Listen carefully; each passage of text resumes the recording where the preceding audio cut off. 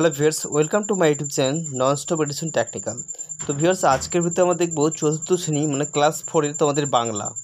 তো ভিউয়ার্স, এই তোমাদের ফার্স্ট ইউনিট এসে তোমাদের কীরকম টাইপের কোশ্চেন আসবেই এবং প্রশ্নপত্র কেমন হবে তো আজকের ভিডিওতে দেখে নিব। তো ভিউয়ার্স, ভিডিও প্রথম থেকে শেষ পর্যন্ত দেখবি এবং তোমরা যদি আমার চ্যানেল নতুন হয়ে থাকো চ্যানেলকে সাবস্ক্রাইব করে পাশে বেল আইকন অবশ্যই ক্লিক করে দিবে এরকম ভিডিও নোটিফিকেশন সবার আগে পাওয়ার জন্য। তো চলো ভিউয়ার্স, আজকের ভিডিও আমরা শুরু করতেছি।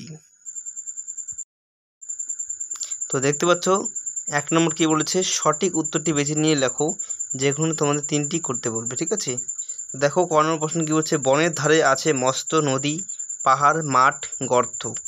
তো সঠিক উত্তর হবে পাহাড়। ঠিক আছে। খ নম্বর প্রশ্ন, ছাগলছানার দেখা প্রথম বড় জন্তুটি হলো ভাল্লুক, বাঘ, সিংহ, ষাঁড়।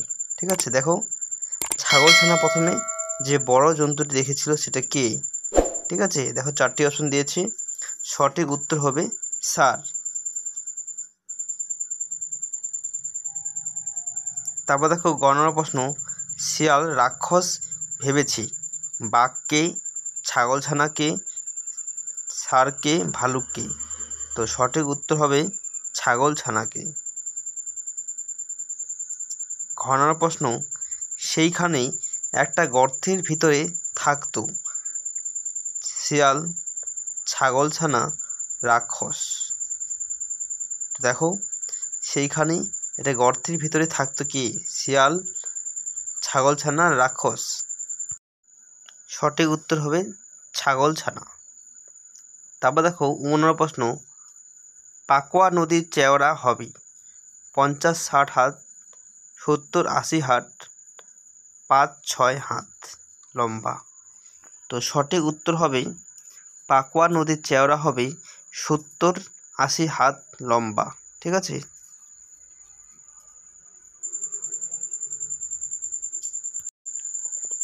এরপর দেখো শূন্যস্থান পূরণ করার যে কোনো দুটি। ঠিক আছে, তেমনি আবার দিদির সঙ্গে ড্যাশ চমৎকার লাগলো, ড্যাশের মধ্যে কী হবে? পুতুল খেলাও। ঠিক আছে। খ নম্বর, ড্যাশ মিলেছে আজ দুষ্টু মেয়ে, ড্যাশের মধ্যে কী হবে? বনভোজনে মিলেছে আজ দুষ্টু মেয়ে।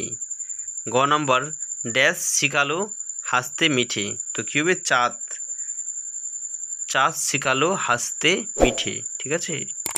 তো দেখো যেগুলো আমি হলুদ হলুদ করে দিলাম সেগুলি কিন্তু তোমাদের শূন্যস্থানে বসবে। ঠিক আছে।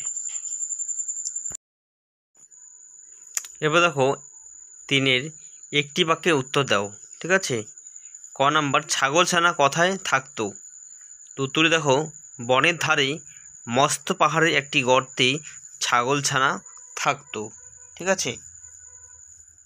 এরপর দেখো খ নম্বর প্রশ্ন, তুমি যাও আমি কাল যাব, ছাগলছানা একথা বলেছিল কেন? ঠিক আছে, বা বলেছিল। ঠিক আছে, কেন বলেছিল এটা? তো উত্তরে দেখো, ছাগলছানা ষাঁড়ের সাথে বনের মধ্য গিয়ে এত পরিমাণে ঘাস খেয়েছিল যে আর চলার শক্তি ছিল না, এই কারণেই সে কাল বাড়ি ফিরবে বলেছিল। তো তোমরা দেখে থেকে উত্তর লিখে নাও এটা। এবার দেখো, শ্যাম বনানী বলতে কি বোঝায়? তো উত্তরে দেখো, শ্যাম বনানী বলতে সবুজ গাছপালা ঘেরা ছোট্ট বনকে বোঝায়। এবার দেখো বাক্য রচনা করো। ঠিক আছে। শিক্ষা। তো দেখো শিক্ষা, আকাশ কবিকে উদার হওয়ার শিক্ষা দেয়। খ নম্বর, মহান, নেতাজি সুভাষচন্দ্র বসু মহান, ঠিক আছে, মহান স্বাধীন সংগ্রামী ছিলেন। ঠিক আছে, স্বাধীনতা সংগ্রামী ছিলেন এবং লিখলেও হবে। 5 নম্বর দেখো, নিচের বিশেষ্য শব্দগুলিকে বিশেষণে রূপে লেখো। মন্ত্রী কী হবে? মন্ত্রিত্ব, মাঠ, মেঠো, তেজ, তেজস্বী। ঠিক আছে, তোমরা দেখে দেখে লিখে নাও ভিউয়ার্স। তো এই ছিল তোমাদের এসব তোমাদের কিন্তু প্রথম ইউনিট টেস্টের যে প্রশ্নপত্র। ঠিক আছে, বাংলার ক্লাস 4-এর। তো দেখে নাও। তো ভিডিওটি ভালো লাগলে অবশ্যই লাইক করবি, নতুন চ্যানেলকে সাবস্ক্রাইব করে পাশের বেল আইকন ক্লিক করে দিবে এরকম ভিডিও নোটিফিকেশন সবার আগে পাওয়ার জন্য।